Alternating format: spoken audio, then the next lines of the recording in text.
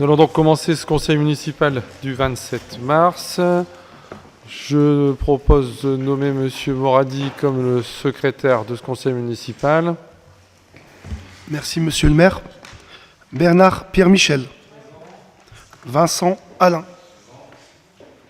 Berrier Jean-Roger. Bernard Karine. Levent Bruno. Dutrieux Isabelle. Coyer Damien. Potvin Valérie. Célidonio Onotilio. Asselin Isabelle. Manard Sylviane.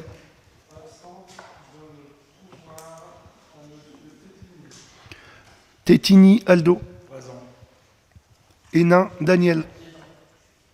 Renoncourt Claude. Bafcop Francine. Gondy Elisabeth. Delbove Nicole. Benguenou Amar. Bille Isabelle. Beljouri Ali. Pires Martine. Thorez Isabelle. Kenouf Nathalie. Messager Patrick. De Gogh Cédric.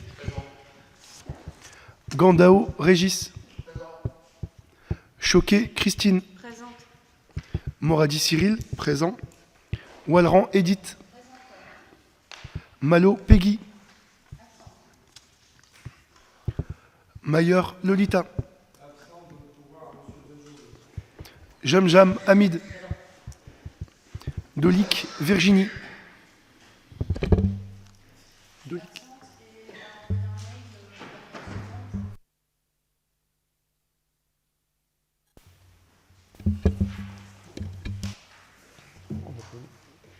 Le mail, il a été envoyé ?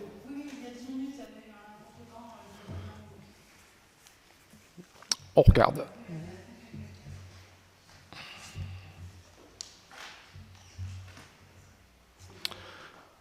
Effectivement. On donne pouvoir à Madame Walran.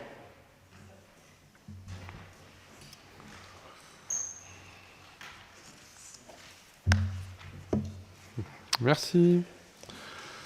Alors, il y a quelques communications. Je vais d'abord commencer par présenter les nouveaux agents, nouveaux techniciens qui sont arrivés dernièrement. Donc, on va commencer par Madame Ouefa Binazon, honneur aux femmes, qui intègre le pôle développement social et territorial durable en tant que chargée de mission à la politique de la ville. Voilà. Vous voulez peut-être dire un petit mot pour vous présenter ? Peut-être l'air sur un micro, parce que sans micro, je pense qu'on ne va pas trop vous entendre. Allez-y. Oui. Bonjour, donc, je m'appelle Ouefa Binazon, je suis la nouvelle chargée de mission politique de la ville à 11 ans. Et auparavant, je viens du conseil régional de la Nouvelle-Aquitaine, où j'ai été chargée de mission territoriale sur l'accompagnement des financements d'aménagement dans les territoires de la Nouvelle-Aquitaine. Voilà, je suis heureuse d'être là. Nous aussi. Donc Madame Binazon est en poste depuis quelques semaines maintenant. Et j'ai voulu vous le présenter parce que bon, c'est un poste qui est très très important au niveau de la ville, bien évidemment. Et il va rentrer en fonction à partir du 1er avril. C'est Monsieur Antoine Boquillon. Voilà. Donc qui est le directeur des services, qui va être le directeur des services techniques, donc en charge le gros pôle aménagement du territoire, habitat, grand projet. Pas la même chose, hein. Je vais vous laisser vous présenter, Monsieur Boquillon. Bonjour à tous et merci de m'accueillir. Donc, je rejoindrai les rangs effectivement de la mairie d'Anzin le 1er avril pour le poste de DST que j'occupais préalablement à la commune de Vieux-Condé, donc sur des fonctions similaires. Voilà, merci de m'accueillir. Bon, merci pour votre venue incessante. C'est vrai qu'on vous attendait tous avec beaucoup d'impatience, parce que c'est vrai que c'est un service où on a quand même beaucoup de choses qui sont en cours et il nous fallait donc absolument pourvoir au remplacement de M. Bellerby qui était parti depuis quelques mois maintenant. On attaque maintenant les informations sur rappeler la réunion publique. On a une réunion publique demain soir à 18h30 au niveau de la salle de restauration scolaire qui concerne la ferme urbaine de la cité Talabot. On va donc réexpliquer un petit peu la genèse du projet.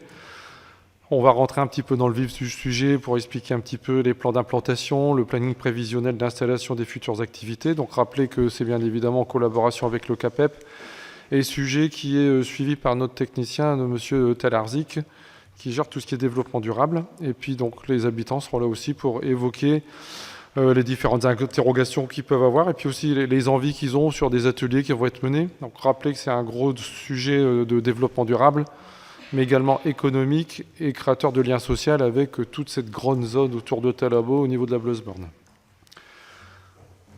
Autre information qui concerne notre marché. Donc on a une démarche de valorisation et de réduction du tri des déchets avec les commerçants du marché notamment, pour mettre en place un marché zéro déchet éco-responsable. Il va donc y avoir une action spécifique le 7 avril de 8h à 12h30, où il va y avoir des animations, et puis il y aura donc des distributions. Alors je pense qu'on... Ah ben voilà, c'est Valérie qui les a. Distribution de pochons. Les pochons, donc, puisque c'est en partenariat avec l'agglo des pochons, donc réalisé par la ville. Pochons, ville et agglo, et puis un cabas réutilisable qui sera donc proposé donc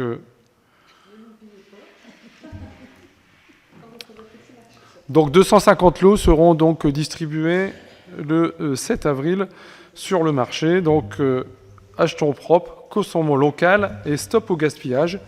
Et c'est vrai que les commerçants sont très contents de faire partir de cette action, et je pense qu'on est un des premiers sur le secteur du Valenciennois à vraiment rentrer dans la mise en place de ce marché éco-responsable, zéro déchet.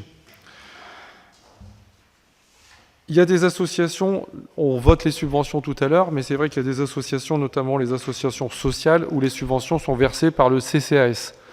Donc je vais passer en communication les subventions qui ont été donc votées lors du dernier conseil d'administration il y a quelques jours, donc au niveau du CCS. Donc pour l'espace Guy Bedos, 4 000 €, l'association SOS Bébé, 300 €, le Club des Anciens, 1 500 €, la Croix-Rouge française, 250 €, Resto du Cœur, Secours catholique, Secours populaire, 650 € chacun. Donc un total de 8 000 € de subvention donc pour ces associations à caractère social. Petit rappel des manifestations, parce que avril, mai, juin, ça y est, on va rentrer dans des périodes où il va y avoir un peu plus de manifestations. Dans le cadre du mois des diversités, donc, qui commence le 1er avril sur Anzin, donc ce samedi à 14 h, lancement du mois de l'inclusion avec différents ateliers qui seront proposés, des stands. C'est surtout donc pour accueillir donc, les familles où il y a donc éventuellement des adultes ou des enfants qui sont atteints de troubles de neurodiversité, comme on appelle, ou éventuellement ou de l'autisme, avec un accompagnement spécifique pour ces personnes-là. Et donc tout le long du mois, il va y avoir des actions. Vous allez sur le site de la ville et vous allez avoir la totalité des actions qui sont proposées. Et la clôture se fera avec une conférence sur l'autisme, avec quelqu'un qui a une réputation nationale, voire internationale, Joseph Chauvanec, qui sera donc à la médiathèque le samedi 29 avril, avec une conférence. Et donc un débat qui aura lieu de 14 h à 17 h 30. Les jardinades, les 13 et 14 mai, dans le parc d'Ampierre. Le thé dansant du printemps mené par le CCS le 17 mai à la salle des fêtes. Également à la médiathèque, dans le cadre du prolongement de la journée mondiale contre l'homophobie et la transphobie, nous organisons le samedi 27 mai à 13 h 30 une journée d'action afin de sensibiliser le public à cette cause et permettre aux personnes LGBT+, de trouver dans notre structure un centre de ressources ouvert à tous. Fête foraine sur la place Roger Salengro, il y a eu une grosse polémique il y a quelques semaines sur le fait qu'on expatrie généralement les fêtes foraines en dehors des centres. Bon, donc nous, c'est bien place Roger Salengro qu'aura lieu la fête foraine donc du 27 mai au 4 juin.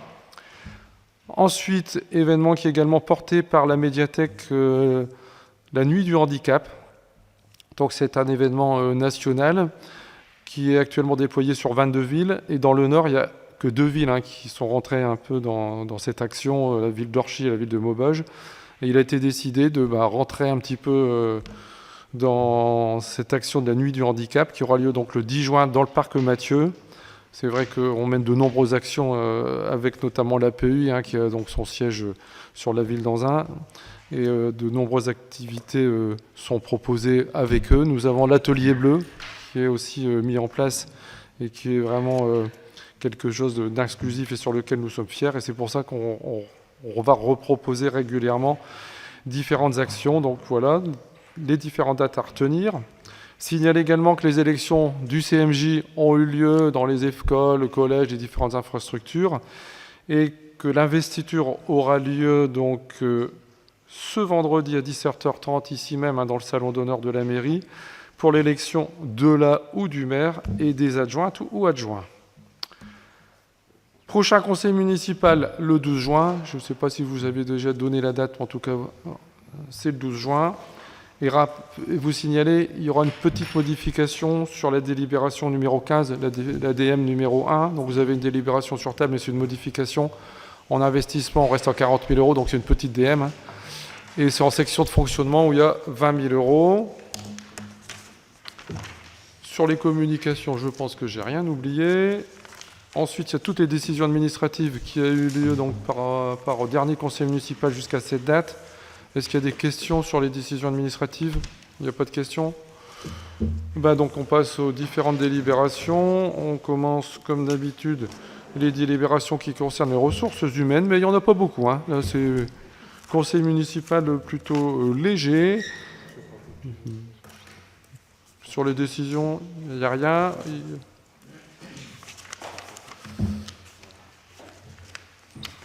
Madame Bernard, première délibération. Oui, merci Monsieur le maire. Donc, modification de la grille des effectifs. Alors, nous vous proposons de voter une revalorisation hebdomadaire du forfait pour un agent du conservatoire.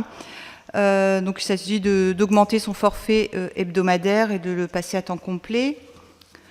Ensuite, un changement de filière concernant un agent du service de la police municipale qui est positionné dans le cadre d'emploi des adjoints d'animation au grade d'adjoint d'animation. Il occupe actuellement des missions d'ordre technique, donc suite à une mobilité interne. Il a sollicité son changement de filière afin d'intégrer la filière technique au grade d'adjoint technique. Pour le pôle finance, donc suite à la réorganisation du service et aux différentes mobilités, il convient de renforcer les équipes du service, notamment en recrutant un directeur financier dont les missions principales vous ont été détaillées dans la délibération. Et toujours pour le service finance, un gestionnaire financier, un ou une gestionnaire financier qui doit être recruté également. Donc je vous propose la création et la suppression des postes relatifs à cette délibération. Et peut-être en même temps sur la délibération numéro 2, il s'agit pour le recrutement du directeur financier de proposer un poste de contractuel au cas où nous n'aurions pas de titulaire. Merci. Voilà, donc on va passer les 2 délibérations en même temps si ça ne vous gêne pas. Y a-t-il des questions sur ces 2 délibes? Non. On passe au vote. Qui vote contre? Abstention. Donc voté à l'unanimité. C'est vrai qu'il y avait le procès-verbal du dernier conseil municipal. Il y avait des interventions sur... Il est donc approuvé. On passe donc 3e délibération, toujours sur les ressources humaines.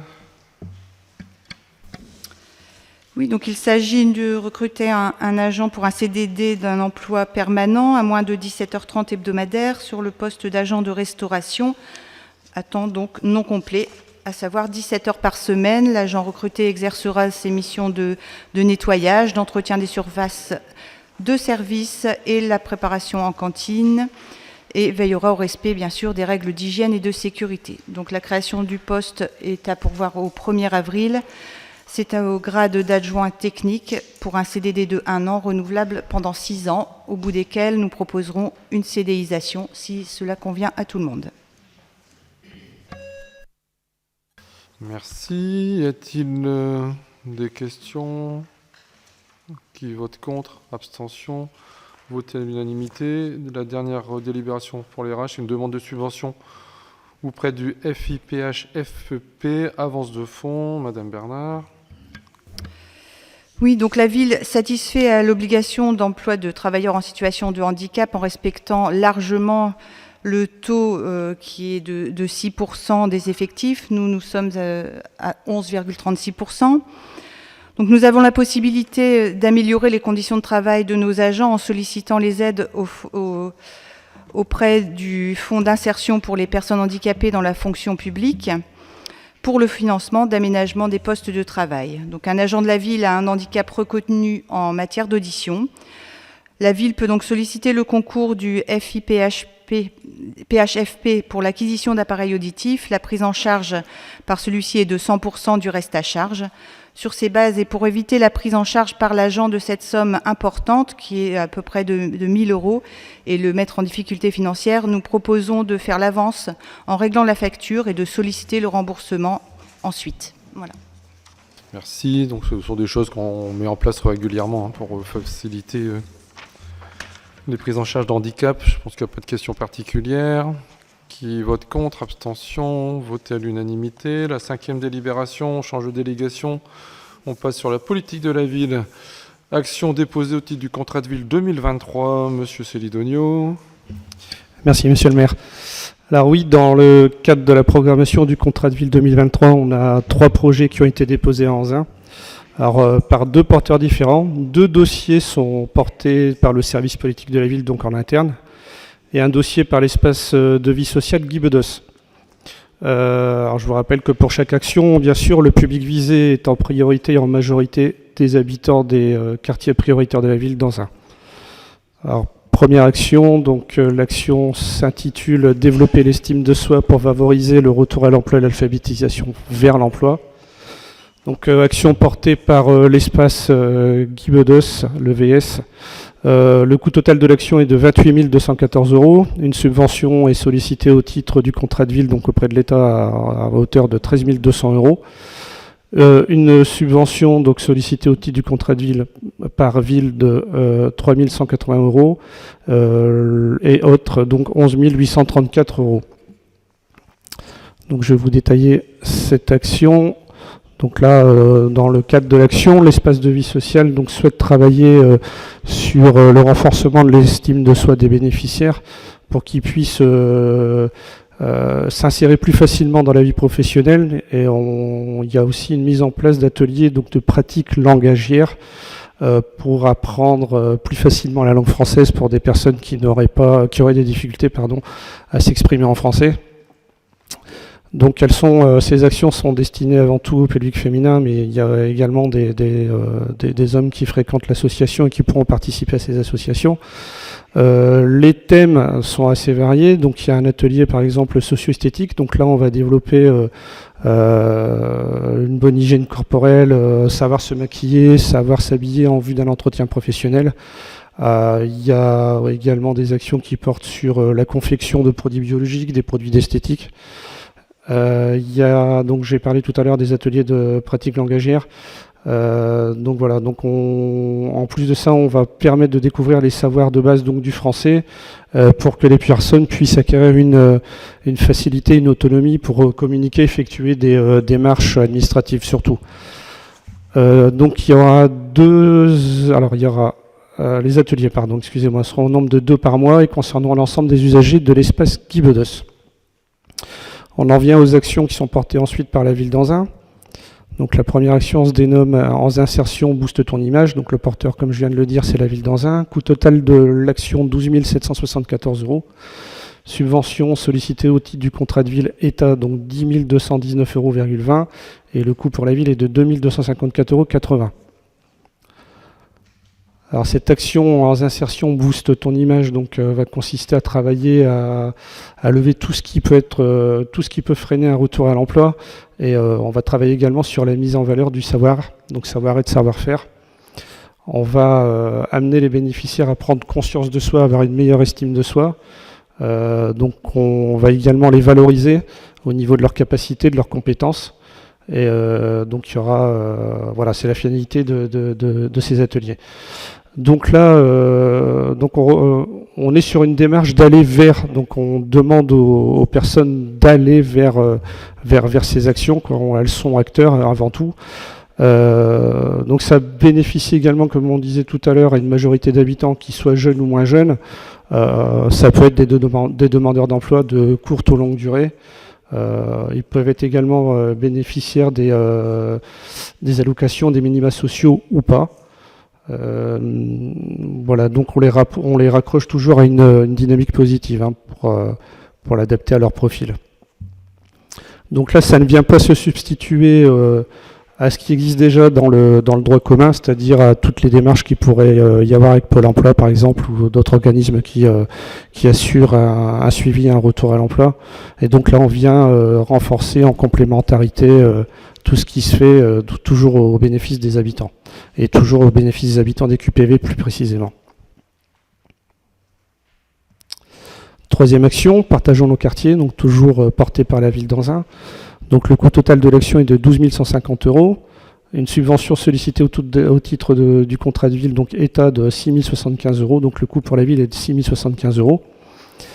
Donc là, on va s'attacher plus particulièrement à lutter contre les nouvelles formes de grande exclusion. Hein. Donc là, c'est les structures de proximité qui proposent cette action. Alors, il y a une réalisation d'une programmation d'actions diverses. Donc il y a par exemple les ateliers zéro déchet. Il y a des ateliers de découverte de la pratique sportive hein, pour pouvoir permettre aux personnes de s'épanouir dans tout ce qui est sportif. Il y a également des ateliers de bien-être alimentaire, donc savoir manger mieux, on va dire, avec ce qu'on a à la maison et sortir un peu de la facilité de faire des repas vite fait, quoi, la balbouffe entre guillemets. Il y a également les sorties de proximité. Donc là, pareil, on demande toujours à ce que les habitants soient acteurs de ces actions. Hein. Et donc là, ça sert surtout le lien social.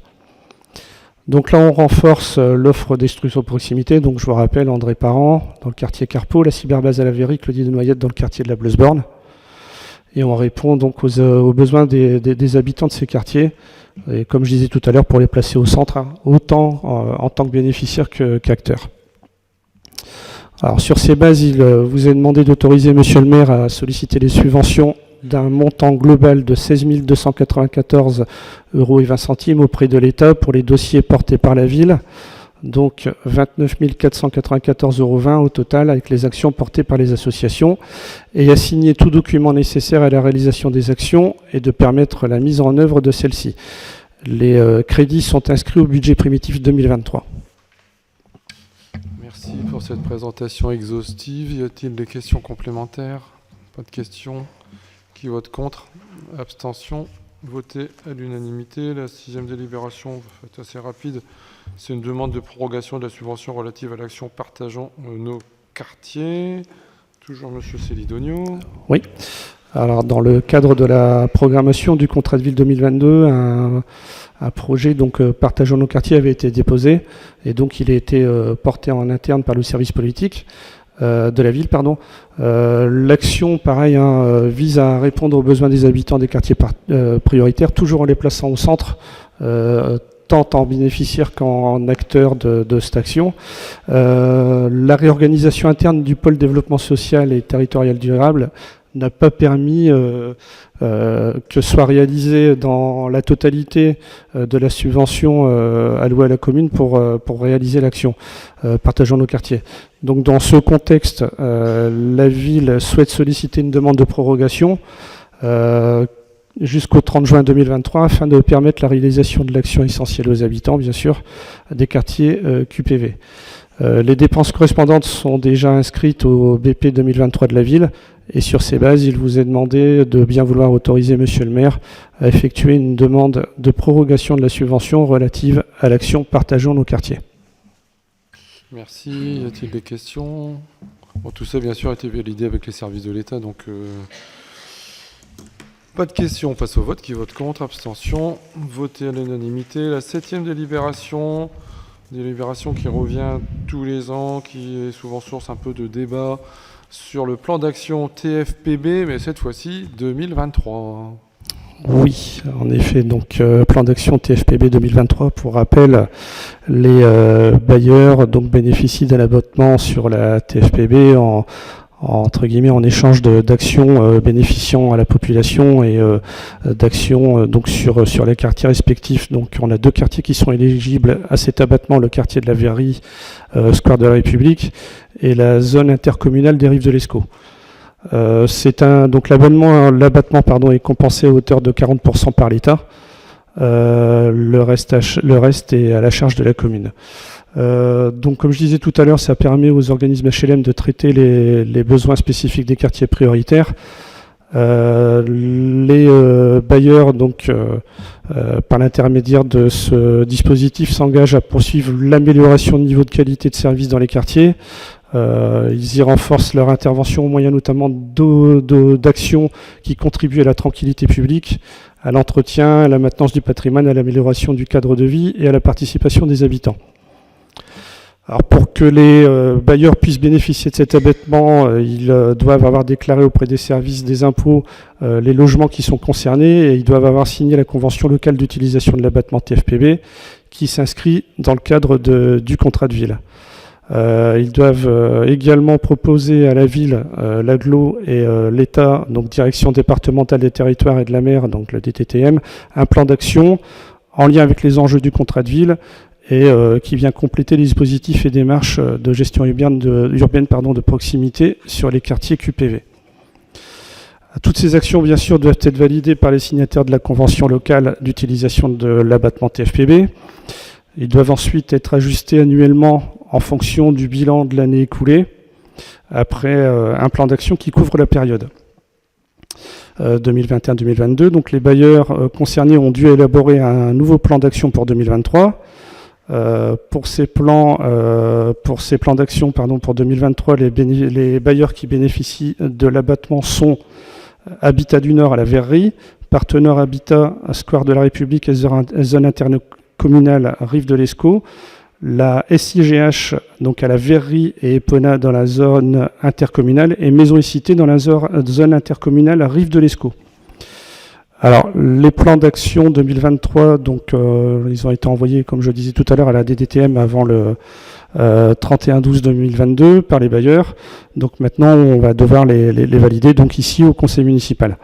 Des groupes de travail pilotés par le service politique de la ville de la commune d'Anzin, associant les bailleurs, les services de la ville, de l'agglo, les conseillers citoyens et partenaires locaux, sur les thématiques de la gestion urbaine de proximité, ont également permis de répondre au mieux aux besoins des territoires. Alors, les tableaux de suivi donc, rassemblent l'ensemble des propositions qui sont faites par les différents bailleurs.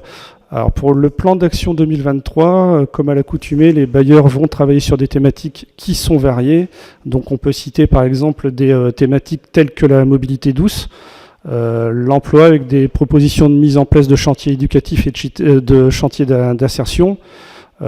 Sur le niveau social, donc il y a des animations qui sont en lien avec le social, avec un clin d'œil qui est donné cette année à la culture.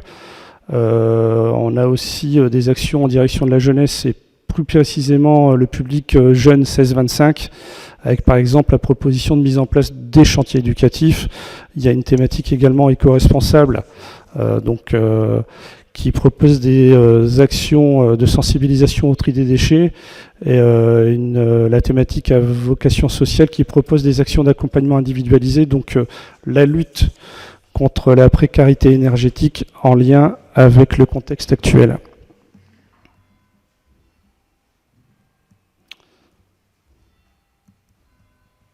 Donc sur ces bases, donc, il vous est demandé de bien vouloir autoriser Monsieur le maire à valider les actions 2022 et les plans d'action 2023. Merci. Y a-t-il des interventions, Monsieur Jamjam? Merci, Monsieur le maire. En fait, effectivement, on sait que la loi permet cet abattement de 30% pour les bailleurs sociaux. Et il faut savoir que l'État prend en charge 40% et la mairie, la commune, prend 60%. Effectivement, sur le papier, c'est très bien, mais en fait, on ne peut pas valider toutes les actions. Tout ce qui concerne effectivement le tri sélectif, le tri des déchets est important, la sensibilisation sur le tri des déchets, même pour nous, qu'il faut même les généraliser à tous les Anzinois, parce qu'il faut savoir que le ramassage du tri des déchets va devenir de plus en plus cher. Améliorer l'accessibilité PMR, effectivement, c'est des actions valorisantes. Mise à disposition de matériel fixe pour les vélos, pour la réparation de vélos, bien sûr, c'est une action qui est vachement intéressante et concrète. Par contre, la mise en peinture des marches intérieures, accès au sous-sol, mise en peinture intérieure, installer des poubelles cendriers, encore pose de paillassons avec le logo du bailleur social. Pour nous, ce n'est pas des actions qui rentrent en jeu là-dedans, en fait. Je pense qu'il faut aller au-delà, et j'en ai encore d'autres, hein, tenue d'une permanence. Je pense que le bailleur social doit tenir sa permanence. On ne doit pas la financer. Des réunions, faire des réunions. Je pense que là, c'est plutôt au bailleur social d'être à la disposition des locataires, d'être à la disposition de l'ensemble des locataires. Ce n'est pas à nous de financer cette partie-là.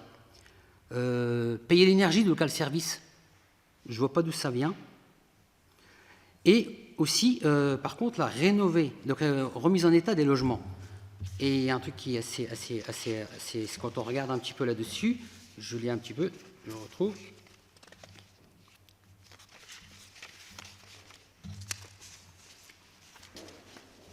Non, j'ai trouvé ça.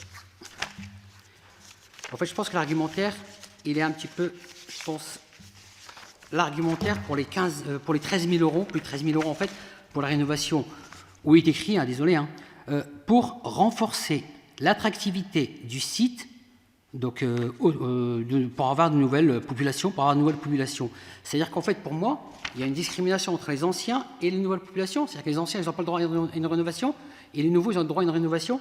Donc je pense que l'argumentaire, il est un petit peu faussé là-dedans. Voilà.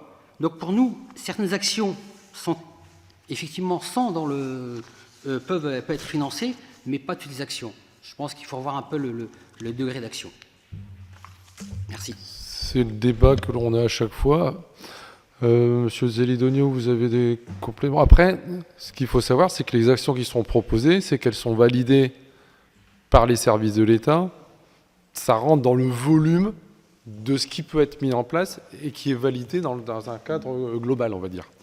Mais moi, je suis en partie d'accord avec vous, où je considère aussi, et c'est là-dessus où on essaie de discuter avec les bailleurs, en leur disant qu'il y a des choses où ça rentre dans le cadre d'un entretien classique du bailleur et qu'effectivement, dans le cadre de la réduction d'impôt, de l'abattement qu'il bénéficie, dont on en paye 60%, il fait quand même qu'il y a un juste retour des choses. Donc le principe, c'est de négocier pour avoir le maximum d'actions qui nous semblent nouvelles et qui apportent un plus. C'est sûr que quand il y a les chantiers éducatifs ou les chantiers d'insertion, bon, c'est discutable, mais quand on prend... il y a l'avantage de faire de l'insertion, de prendre des jeunes pour faire des chantiers éducatifs, ça fait du lien avec les personnes qui sont sur site, de voir que les jeunes, ils font aussi des choses qui sont intéressantes.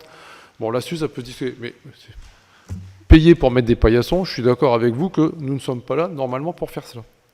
Donc le principe, c'est d'arriver à ce que le maximum d'actions soit réalisé, parce qu'il faut aussi que tout soit réalisé. Quand c'est pas réalisé, il y a un report sur l'année qui suit, mais il ne faut pas non plus que les reports s'additionnent. Donc il y a des interventions qui sont faites régulièrement. Après la validation des différentes actions, ça rentre dans un cadre un petit peu, si je puis dire, il y a un cadre, et à partir du moment où ça rentre dans ce cadre, le principe, c'est d'essayer d'arriver à négocier avec les bailleurs pour trouver la meilleure des adéquations possibles et pas se retrouver sur un blocage, puisqu'on a des délais à respecter pour déposer les différentes actions qui sont menées, et que si on arrive à un point de blocage, comme on peut rencontrer dans d'autres domaines, on va se retrouver avec une absence d'actions qui vont être validées, et on va se retrouver avec une problématique de mise en place des actions qui sont au 4/5e, si je rentre dans le cadre, très justifié, et un 5e qui rentre dans le cadre, donc on ne peut pas aller contre, mais sur le fait où il n'y a pas beaucoup de plus-value par rapport à nous, l'effort financier que l'on fait.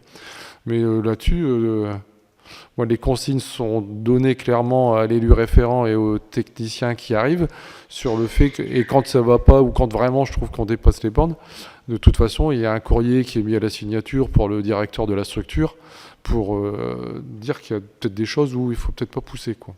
Mais donc, ça, c'est les limites un peu de l'exercice sur ce genre de choses. Une petite dernière. Oui, excusez-moi. J'ai une petite question sur au niveau des reports, en fait, le plus et le moins. Et il y a une année, cette année, en 2022, on était négatif sur ce qui reste en fait à charge. Je sais pas, sur le tableau au niveau des chiffres, sur la TFPB en fait. On a en fait en 2022, on était à moins 25 000 €, je crois. Ça dépend parce que selon les bailleurs, on va être clair, hein, il y a 3 bailleurs qui bénéficient. Il y en a certains où ils vont avoir plus d'actions, moins d'actions en fonction des mises en place. Quand ils n'ont pas fait le nombre d'actions prévues par rapport à, je veux dire n'importe où, ils devaient faire 45 000 €, ils en ont fait que 20 000. Il y a 25 000 € qui nous doivent en actions et qui doivent être reportés sur l'année d'après.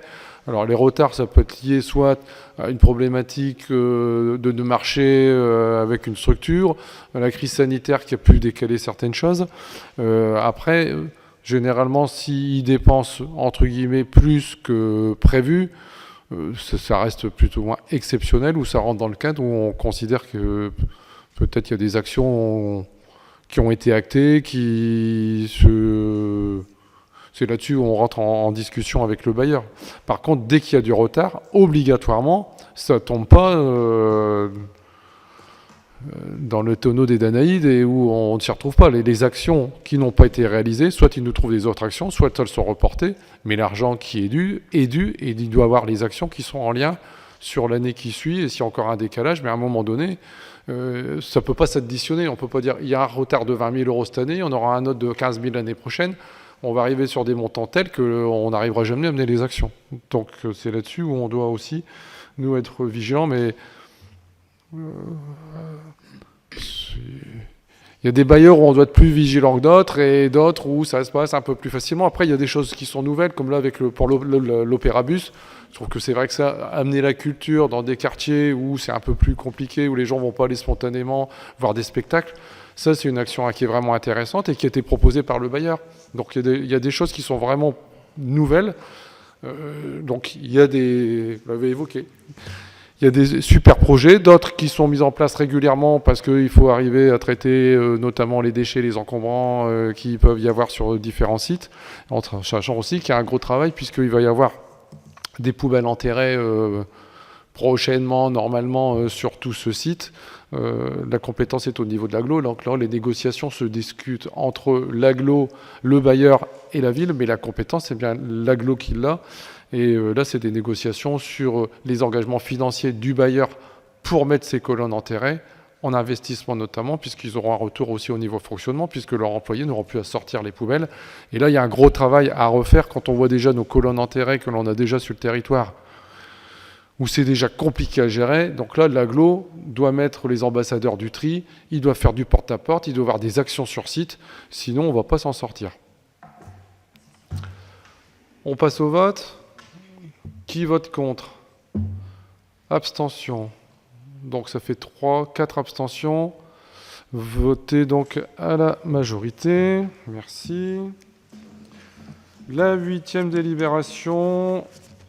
Avenant à la convention cadre triennale de la cité éducative Valenciennes-Anzin. C'est monsieur Vincent. Merci monsieur le maire. Donc comme vous savez, on va peut-être faire la 8 et la 9 parce qu'en fait c'est collé. Hein. La 8 c'est la convention triennale, la 9 c'est la convention financière. Donc les cités éducatives ont démarré en 2020, malheureusement une année de Covid, voire 2 presque. Donc effectivement, on nous demande de re-signer la convention et de la rallonger jusqu'à fin 2023 pour dire de pouvoir continuer les actions qui sont en cours et créer des nouvelles actions cette année. Donc voilà, en fait, c'est simplement ça. Donc bien évidemment, il y a la même délibération sur la ville de Valenciennes, puisqu'on a une cité éducative sur Anzin et Valenciennes qui est la même, enfin, avec des actions différentes ou identiques, mais de toute façon, donc, c'est juste un report lié donc, à la crise sanitaire et qui fait qu'effectivement, la mise en place des actions a été plus que compliquée pendant 1 an et demi, on va dire. Donc je passe les délibérations 8 et 9 en même temps. Y a-t-il des questions sur ça non plus? Qui est contre? Abstention.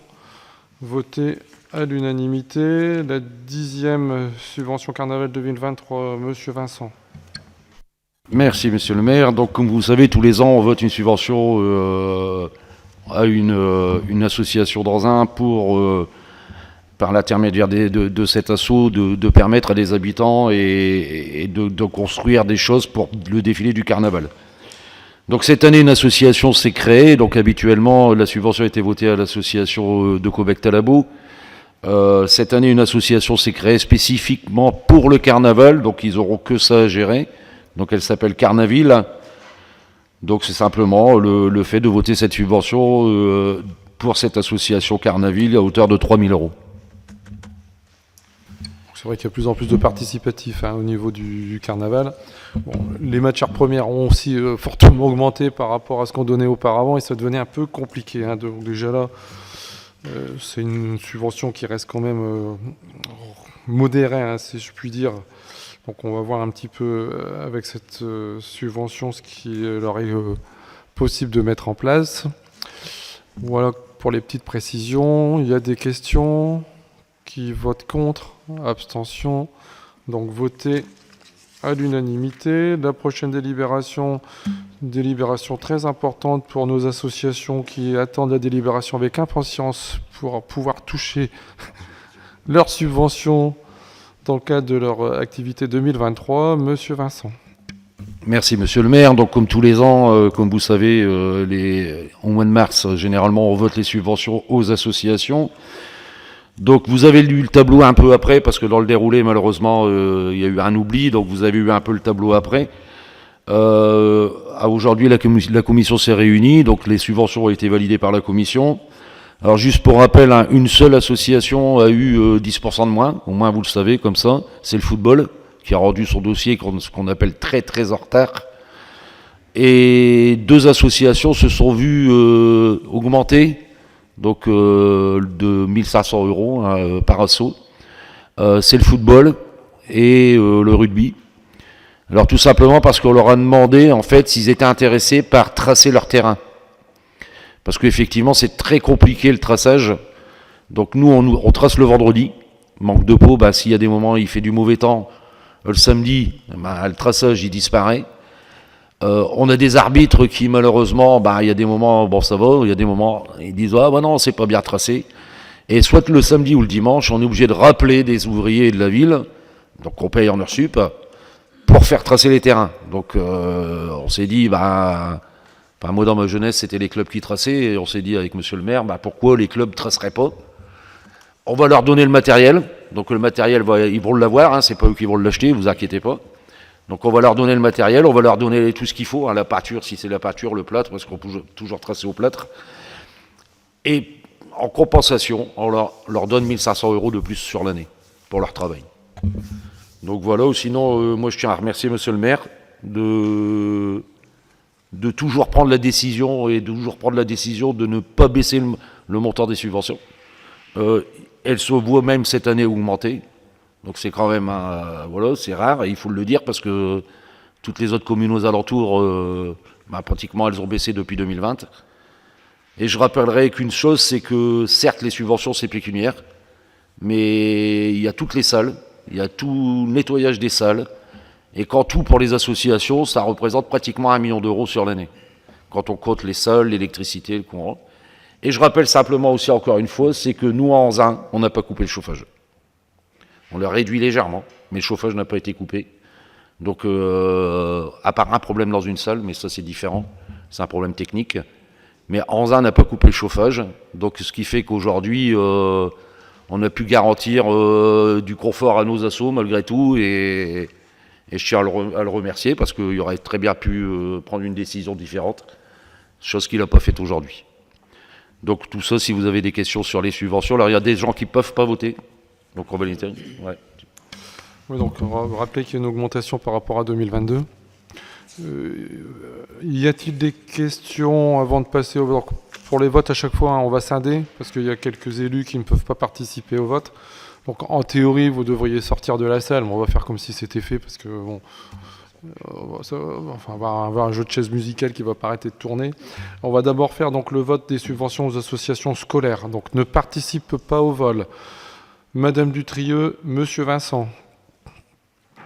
On n'a oublié personne. Donc qui vote contre?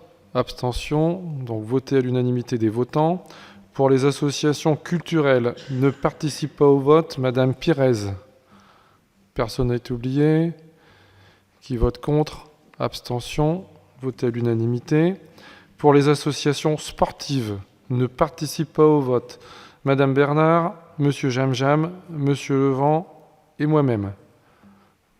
Personne n'a été oublié. Qui vote contre? Abstention. Voté à l'unanimité. Et ensuite, pour les subventions aux groupes locaux, ne participe pas au vote, Madame Asselin, Madame Pires, Monsieur Bedjouri, Monsieur Gandao. Personne n'oublie non plus. Qui vote contre? Abstention. Voté à l'unanimité. Merci pour les autres associations. Tout le monde peut voter. Donc je pense que tout le monde vote pour également. Comme ça, on n'a oublié personne. Bon, merci pour nos assos. Je remercie aussi les services, parce que le service qu'on a, les services associatifs, services sport, et c'est vraiment de faire le maximum pour les différentes associations culturelles, sportives, utilité publique, sociale. Dès qu'il y a des demandes, ils essayent d'y répondre, conformément aux instructions que je leur donne. Il y a aussi le véhicule qu'on met à disposition, qui aide pas mal les associations. Donc merci aux services et à toutes les assos qui font vivre notre territoire. La 12e délibération, c'est Monsieur Berrier. Merci Monsieur le maire, chers collègues. Donc on poursuit notre travail sur l'habitat Anzin et on passe à la délibération comme qu'on en a passé déjà quelques-unes relatifs aux immeubles en état d'abandon.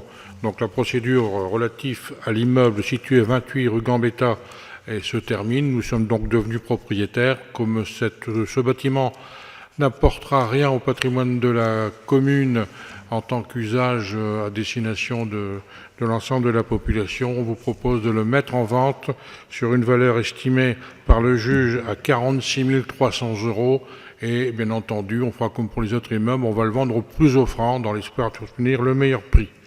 Donc je vous demande d'approuver cette cession d'immeuble et d'autoriser Monsieur le maire à signer tous les documents relatifs à cette opération. Y a-t-il des questions? Non. Juste moi une petite intervention. On regarde-le bien. 46 300 €. Alors à chaque fois, ces processus sont très longs. On nous fait des estimations qui sont toujours bien au-dessus de la valeur du bien. Et ça veut donc dire qu'à chaque fois, nous, on revend, et largement à perte. Mais là, si on la vend 25 000 €, on sera content, quoi. Il faut bien comprendre qu'il y a des communes qui, aujourd'hui, ces processus d'abandon manifeste, ils ne les font plus. Parce qu'à chaque coup, oui, effectivement, il y a une surestimation des biens par les services on va dire, de l'État. Et à chaque fois, les collectivités sont perdantes dans l'affaire. Donc, comme je le dis, il faut vraiment être motivé pour faire la lutte sur ces logements ou d'autres logements qui nous posent des problèmes de sécurité. C'est vrai qu'on n'est quand même pas toujours aidé. Qui vote contre? Abstention. Voté à l'unanimité. Donc, en l'absence de M. Coyer, je vais présenter les délibérations qui concernent les finances. Bon, la 13e délibération, c'est une sollicitation de subvention pour la DETR 2023, délibération classique. Vous avez donc tous les travaux qui peuvent rentrer dans le cadre d'une aide de la DETR. Donc cette fois-ci, sur ces délibérations, ça concerne l'ancienne école Gambetta qui a été donc transformée en lieu d'accueil et de loisirs de proximité. Il y a déjà des travaux qui ont été effectués. Ce lieu d'accueil de loisirs de proximité, le LALP, rencontre vraiment un vif succès. On a vraiment beaucoup d'ados qui fréquentent ce lieu où il y a plein d'actions qui sont proposées. Et on est vite à l'étroit. Il est proposé d'intensifier la réhabilitation de cette ancienne école. Et pour ce faire, il y a donc quasiment 350 000 € de travaux qui sont programmés en TTC. On a déjà sollicité la CAF qui a retenu notre dossier. On a donc 123 353 €, j'arrondis, de subventions par la CAF. Et donc, on propose d'aller chercher une subvention DETR à hauteur de 106 767,27 €. Donc, vous avez les travaux programmés, remplacement de châssis, éclairage par détection, acquisition de matériel informatique et pédagogique. Enfin, on continue de réhabiliter cette structure. Pas de questions particulières, je pense pas. Qui vote contre? Abstention, donc voté à l'unanimité. La 14e délibération, on doit refixer donc les taux d'imposition pour 2023. Donc il n'y aura pas de modification des taux d'imposition. Donc je rappelle les taux de la taxe sur le foncier bâti 45,98, la taxe sur le foncier non bâti 102,10. Rappelez que l'on doit également fixer le taux pour la taxe d'habitation sur les résidences secondaires et autres locaux meublés non affectés à l'habitation principale qui est de 22,79%. Donc même si la taxe d'habitation a disparu, pour ces cas spécifiques, il faut absolument revoter la taxe d'habitation, sinon c'est acté à zéro. Et on a eu des rappels jusqu'avant-hier par les services de l'État pour ne pas omettre, parce qu'on doit passer les 3 taxes le même jour lors de la même délibération.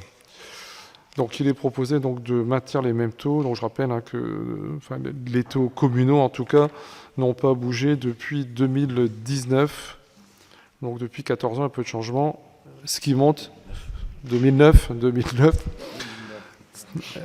Ce qui bouge, c'est les bases en fait. C'est pour ça que quand il y a les habitants qui disent ça a augmenté, c'est les bases. Et les bases, bon ça c'est les services de l'État qui en fonction de l'inflation décident d'augmenter les bases. Mais les taux d'imposition communaux n'ont pas bougé depuis 2009. Y a-t-il des questions? Pas de questions. On passe au vote. Qui vote contre? Abstention. Voté à l'unanimité. La délibération numéro 15, donc c'est ce que je disais en communication, il y a une petite modification puisqu'on passe en investissement, on reste à 40 000 €. Bon, il n'y a quasiment rien, c'est donc un solde pour la maîtrise d'œuvre pour l'agrandissement de l'école de Gaulle et puis la prise en compte des surcoûts de matériel pour également l'opération Tavernier. Je rappelle que dans le cadre de la crise, de la guerre qui a lieu en Ukraine, les matières premières ont été fortement augmentées et donc il y a une possibilité pour les entreprises qui avaient déposé répondu aux appels d'offres de repartir en négociation avec les collectivités pour compenser ce delta. Et c'est compensé par la taxe locale d'équipement avec plus 40 000 €. Et on a ensuite 20 000 € en fonctionnement. Ce sont des titres qui ont été annulés sur exercice précédent qui seront compensés par des produits exceptionnels. Produits exceptionnels, c'est par exemple quand il y a des dommages sur du matériel public, matériel urbain. Donc ça là, on fait fonctionner les assurances et tant que les assurances remboursent. Donc le delta des 20 000 € est donc repris sur des entrées exceptionnelles.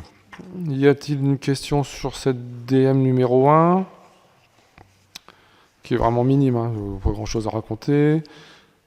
On passe au vote. Qui vote contre? Abstention. Voté à l'unanimité. Et il me semble que c'est la petite dernière. Même chose, c'est une DETR 2023. On va la rajouter effectivement, je pense, début de semaine, puisque l'éclairage public peut également bénéficier d'une subvention dans le cadre de la DATR. Comme on l'avait déjà évoqué lors du précédent conseil municipal, on a modifié le plan pluriannuel qui avait été acté avec l'entreprise CETELEC qui avait le marché pour accélérer le processus de passage en LED. Il est donc proposé d'essayer d'avoir une subvention DETR à hauteur de 207 000 € environ sur un total de travaux de plus de 550 000 €. Je n'ai pas plus d'éléments à donner puisque c'est un sujet qui a été évoqué lors du conseil du mois de décembre. Y a-t-il des questions? Il n'y a pas de questions. Qui vote contre? Abstention. Voté à l'unanimité. Merci. Bonne soirée, bonne semaine et donc le 12 juin pour le prochain conseil.